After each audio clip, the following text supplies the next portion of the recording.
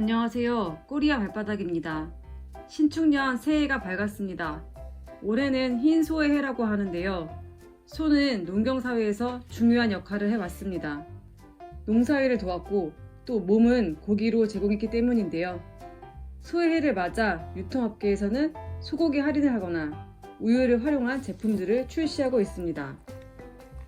소의 해인데 소를 더 많이 먹자는 캠페인이 조금 아이러니하게 느껴지기도 하는데요.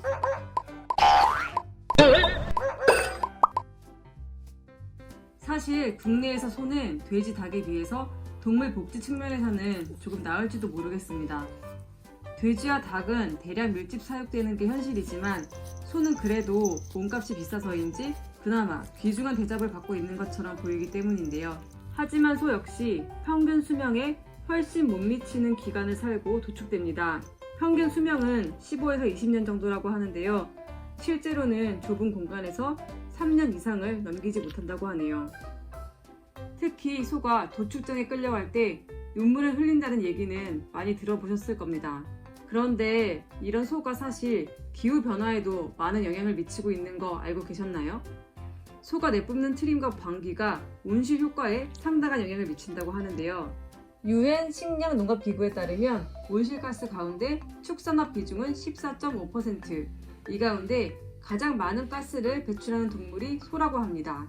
지구를 덥게 하는 온실가스에는 메탄가스, 이산화탄소 등이 있는데 이 메탄가스가 바로 소, 양 등 반추동물이 내뿜는다는 건데요. 하지만 이게 소의 잘못은 아닙니다. 사람들이 값싸게 많이 먹기 위해 소를 대량 사육하고 있기 때문입니다. 전 세계에 사육되는 소가 약 15억 마리에 달한다고 하는데요. 때문에 유엔과 각국 정부 선정 전문가 패널인 기후변화에 관한 정부 간 협의체 IPCC는 기후변화에 대응하기 위한 방안으로 고기를 적게 먹으라고 이야기합니다.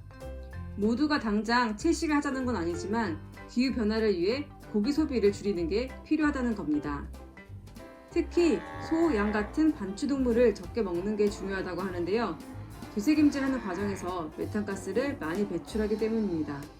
소의 해, 소가 미치는 지구온난화, 그리고 소의 복지에 대해서 생각해보는 기회가 되면 좋겠습니다.